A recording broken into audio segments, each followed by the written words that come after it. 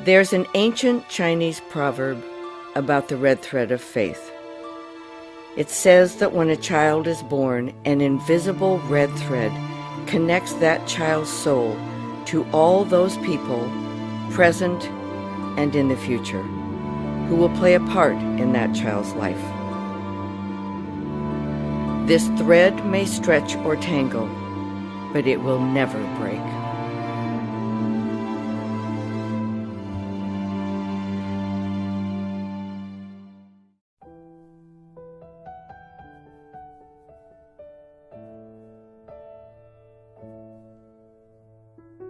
Everyone will say is how much Kara gave. And so when she had to start this journey, I think the first thing that we all thought about her family is there was just one wish, and that was that she stay in her home and she die in her home. All of the siblings and some of the grandchildren took shifts watching Grandma because she needed care daily. It's such an amazing thing that we were all of the siblings and some of the grandchildren were able to come together and to create a care system. I think it was the dignity they gave my mom. And I do know that there were times that had we not had the quality of care that we did, that we wouldn't have been able to do it and keep her at home. There's just so much emotion when someone's dying, and if you're given the opportunity to deal with it, knowing that they're getting this compassionate, quality care, as a family, you're getting the same thing. And I just can't, again, say how much I encourage people not to be afraid of that. You have to have, the courage to face what will happen and what the future holds. And I think that, hospice gave us a lot of insight into that and gave us the courage. I've told this to many people, but she certainly taught us the right way to die. And she knew how she wanted to do it. And she had faith in her children that they could do it for her.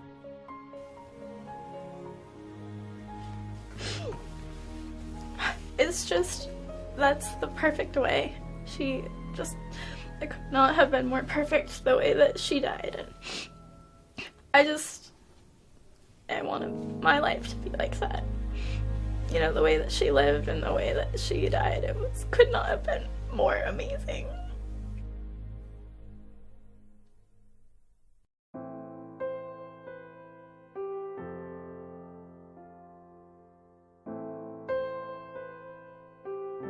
Our volunteers at the General Inpatient Program at Providence is probably the most integral and vital part of our program.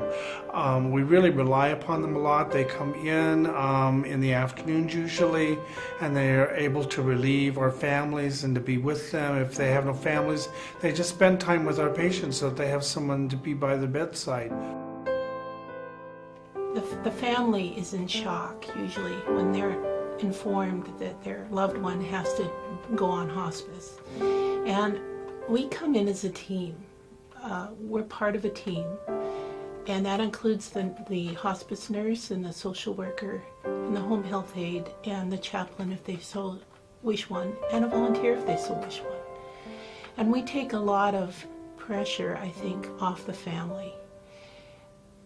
And that gives them the opportunity to just devote what time is left to their loved one. And I think that's the value. We give the family and we give the patient time. Maybe not much time, but we give them time. I think probably the thing that we learn in hospice is the biggest concern that people have is the fact that they're going to have a lot of discomfort, a lot of pain through the end of life.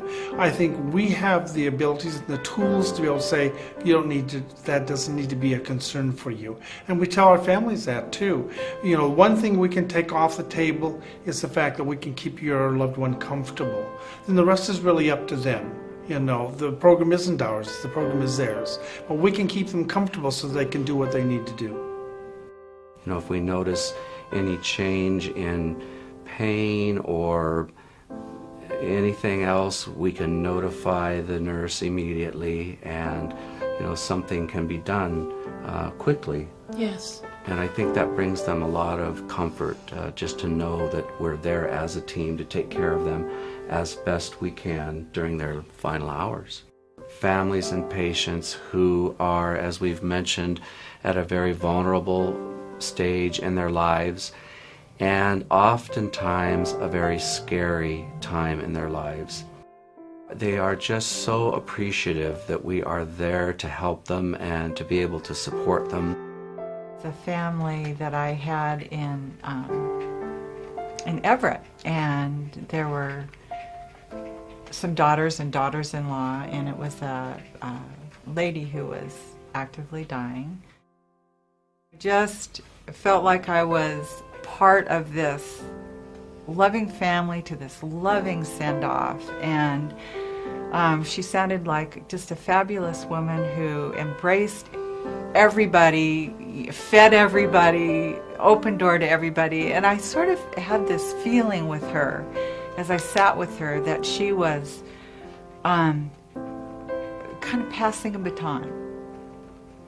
It's like I breathed in the very best of her. It was just a wonderful, beautiful experience. It takes a lot of courage for the teams to come in day after day and do what they do, and do it very well. With hospice there, that part of their journey has been a better one. It allows one to live from a heartfelt space. Yes. And that's where I aim to live.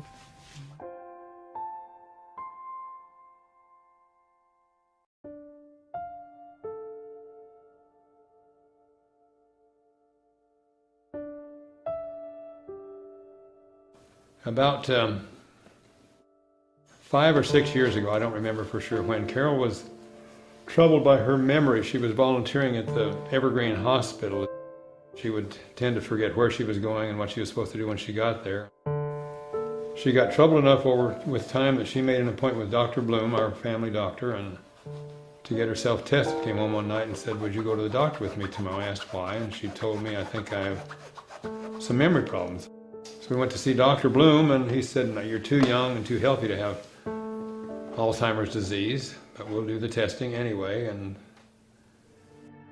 he informed us that, yes, to the best of my ability, I can do. You do have Alzheimer's disease after you've done all the testing, the MRIs and the tests that they run and all that sort of thing.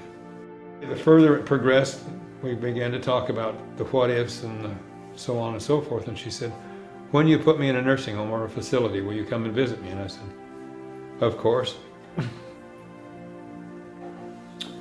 And she said, "Every day?" And I said, "Of course."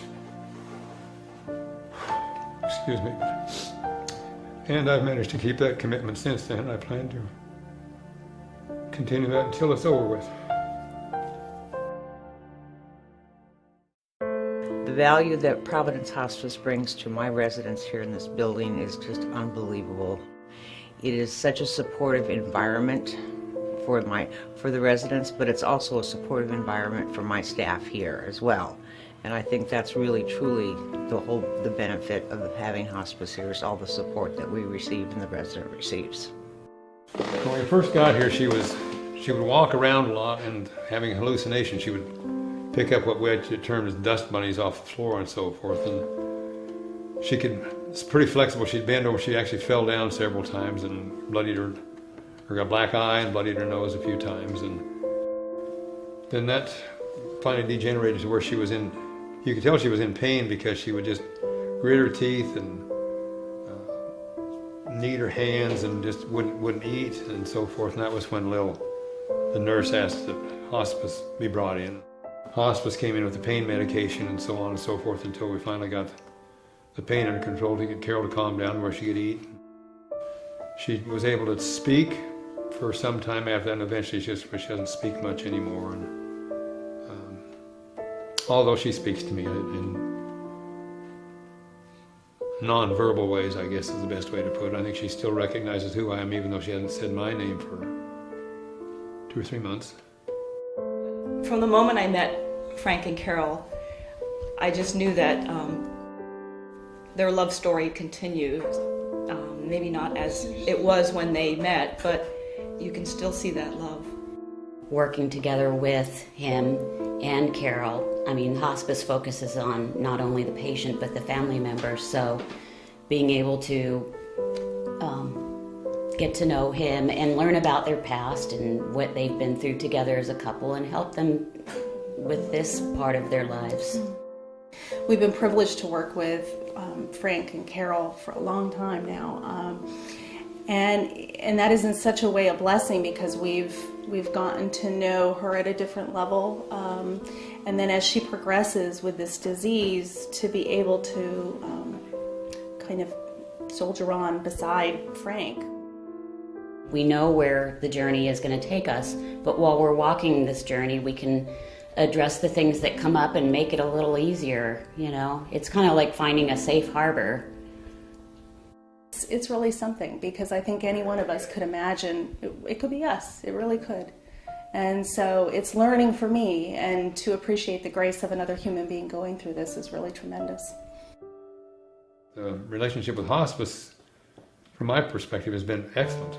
I mean, without them, I would have perished, I'm sure. It's helped me look at this thing, helped me deal with this whole thing better. I mean, it's much, much more comfortable ouch than it used to be. I can say that for sure. When you do come in contact with hospice, do what they advise. And be patient. Be patient. I'm still learning. Because they'll tell you as you go through this, you're going to lose your temper sometime. And you'll say, oh no, not me. Oh no, not me. But you will. You will. But you also learn patience and love you didn't think you had.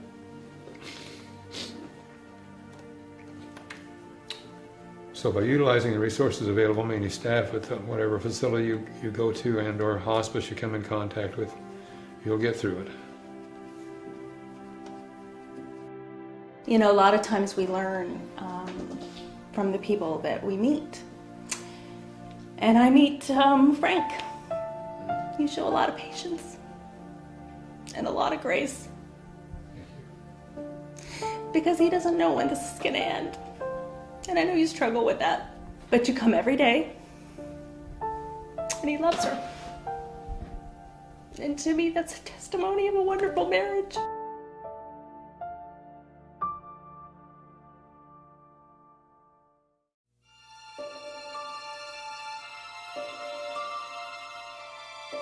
As we journey through life, our own red threads weave themselves together with others along the way. Unique with each individual smile of joy or tear of sorrow, our red threads are one of life's mysteries. They provide a blanket of comfort that is made with love, thread by thread. And in doing so, a masterpiece like no other is created, for we are all truly interconnected with our red threads.